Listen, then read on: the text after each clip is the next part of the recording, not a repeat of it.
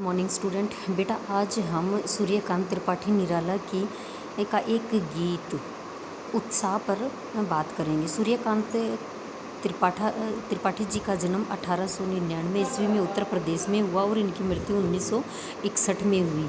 इनका संपूर्ण जीवन अभाव में रहा और ये बादलों को एक प्रेरणा का स्रोत मानते थे, इसलिए इन्होंने बादलों को संबोधित करके यह एक आह्वान गीत लिखा है। उत्साह शब्द का अर्थ होता है अपने में प्रसन्नता या खुशी, अर्थात एक आनंद का अनुभव करना ही उत्साह कहलाता है। अब हम इस कविता में क्या दिखाया है निराला जी ने, इस कविता में बादल एक तरफ गर्मी से व्याकुल पीड़ित प्यासे लोगों में आकांक्षाओं को पूरा करते हैं, तो दूसरी तरफ यह एक कवि जैसे व्यक्तियों के मन में एक नई कल्पना को उत्पन्न करते हैं ताकि वह क्रांति की कविताओं को लिखकर लोगों को जागृत कर सकें।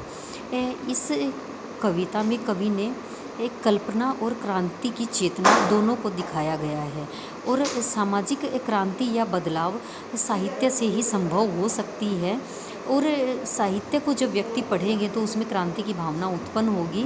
कवि इसे नव जीवन और नूतन कविता के संदर्भ में देखते हैं। उत्साह के साथ एक दूसरी कविता भी है, अट नहीं रही। इसमें जब इसको मैं करवाऊंगी तब इसके बारे में बताऊंगी। आज हम उत्साह को ही सिर्फ पढ़ेंगे। उत्साह का अर्थ मैंने आप लोगों को बताया, अपने मन में खुशी, प्रसन्नता और एक आनंद का अनुभव करना ही उत्साह होता है। अब देखो, बादल गरजो। आकाश में बादल होते हैं और कवि उन बादलों को गरजने के लिए आह्वान करते हैं, वो गरजने के लिए कहते हैं और बादलों को संबोधित करते हुए ही वो यहाँ पर कहते हैं कि जब आप गरजेंगे बरसेंगे तो सारे संसार को नए जीवन की प्रेरणा मिलेगी। घेर घेर घोर गगन धराधर ओ। घेर का अर्थ होता है कि घेरना, किसको? आकाश को। घोर का अर्थ होता है पूर्ण रूप से, गगन होता है आकाश। घेर घोर गगन कि आकाश को आप पूर्ण रूप से घेर लो। धराधर ओ। धराधर हो का अर्थ होता है कि धारा को अपने हृदय में धारण करने वाले, जो धारा को अपने में धारण करते हैं वो बादल होते हैं। तो बादलों के लिए ये आया है यहाँ पर धाराधर कि बादलों को संबोधित करते हुए कहते हैं कि आप गरजो और संपूर्ण आकाश को घेर लो ये बादल। ललित ललित काले घुंघराले बाल कल्पना कैसे पाले। ललित का अर्थ होता है सुंदर और चिकने। काले रंग के घुंघराले होते हैं, छल्लेदार घुंघराले। जो छोटे बच्चे के बाल होते हैं घुंघराले, उनको ही लिया गया है क्योंकि आप इस तरह से छल्लेदार यहाँ पर जो दिखाए गए हैं इस तरह से हैं, काले रंग के हैं और सुंदर हैं, चिकने हैं। बाल कल्पना कैसे पाले। बाल का अर्थ होता है बालक, कल्पना होता है बालकों की कल्पना। कैसे उनके ही समान पाले हैं, उन्हीं के समान प्रतीत हो रहे हैं। यहाँ पर एक बालक के रूप में एक कल्पना की है बादलों की। आप बालक की तरह ही अपने मन में कल्पनाएं, ललित कल्पनाएं लिए हुए हैं। काले रंग के हैं, सुंदर हैं, काले घुंघराले बाल हैं आपके। उसी तरह से आप बालक के समान अपनी चंचलता को लेकर आओ और इस पृथ्वी पर गरजो। विद्युत छवि उर में कवि नवजीवन पाले। विद्युत छवि होता है बिजली की चमक, उर होता है हृदय। कवि का अर्थ होता है कवियों, नव जीवन वाले, नया जीवन देने वाले। अब यहाँ पर बादलों के बारे में कहा गया है आगे कि आप अपने हृदय में बिजली की चमक को लिए हुए हैं और यही चमक कवियों में, कवि का अर्थ यहाँ पर एक कवि के लिए नहीं बहुत से कवियों के लिए है कि कवियों में और बादलों में नया जीवन देने वाली है। कैसे? क्योंकि कवियों, जब आप गरजोगे तो कवियों के मन में भी एक नई चेतना का संचार होगा, वो जागृत होंगे, उत्तेजित होंगे और बादल जब आएंगे तो संसार के लोगों के हृदय में भी वो चेतना जागृत करेंगे। भूखे हैं, प्यासे हैं तो उनके मन में भी एक नए जीवन का संचार होगा। वज्र छिपा नूतन कविता। और वज्र का अर्थ होता है कठोर।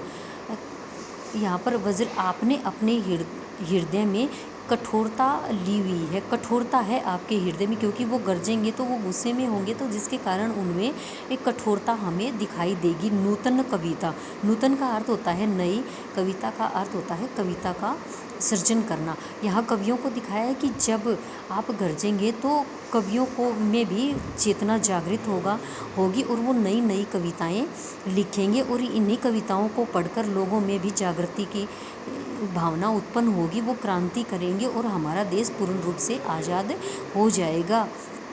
नूतन कविता भर दो। और इस तरह की नई नई कविताओं को लिखने की कल्पना का भाव कवियों के हृदय में आप भर दो। बादल गरजो, ये बादल तुम गरजो, क्योंकि तुम्हारे गरजने से ही लोगों में और कवि के मन में जागृत की भावना, चेतना की भावना जागृत होगी। समझ में आया ये फर्स्ट पैसेज। दूसरा देखो, और विकल विकल उन्मन थे, उन्मन थे। विकल, विकल का अर्थ होता है बेचैन, व्याकुल। उन्मन होता है उदास, उन्मन उन्मत्त, और उन्मन का दूसरा अर्थ होता है अनमना, जिसका कहीं पर भी मन नहीं लगता।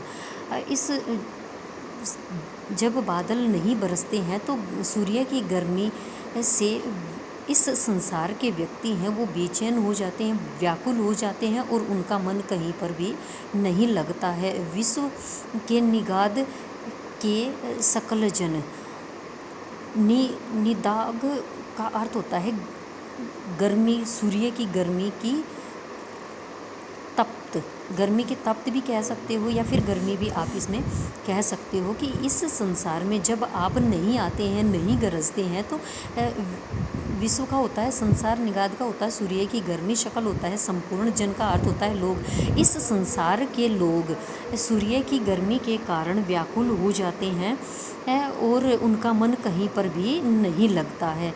आए अज्ञात दिशा से अनंत के घन, घन होता है बादल, अनंत होता है सीमाहीन, जिनका कहीं पर भी अंत नहीं होता। अज्ञात का अर्थ होता है जिसको जाना ही ना जाए, जिसको हम जानते ही नहीं है कि वो कौन सी दिशा में से आए हैं। आए अज्ञात दिशा से अनंत के घन, कि ये सीमाहीन बादल जो आकाश में असंख्य हैं, ये कौन सी दिशा से आते हैं और लोगों में नई चेतना का संचार करते हैं। तप्त धरा जल से फिर शीतल कर दो। तप्त होता है गर्मी से, सूर्य की गर्मी से गर्म, तपती हुई, जलती हुई। धरा होती है धरती, जल होता है पानी, शीतल का अर्थ होता है शीतलता प्रदान करना, ठंडी करना। बादल गरजो कि केवल व्यक्ति ही यहाँ पर गर्मी के कारण परेशान नहीं है, गर्मी से बेचैन नहीं है, बल्कि यह जो धरती है यह भी सूर्य की गर्मी से जल रही है, तप रही है। तुम आकर अपने पानी से इस धरती को शीतल कर दो, ये बादल तुम यहाँ पर गरजो।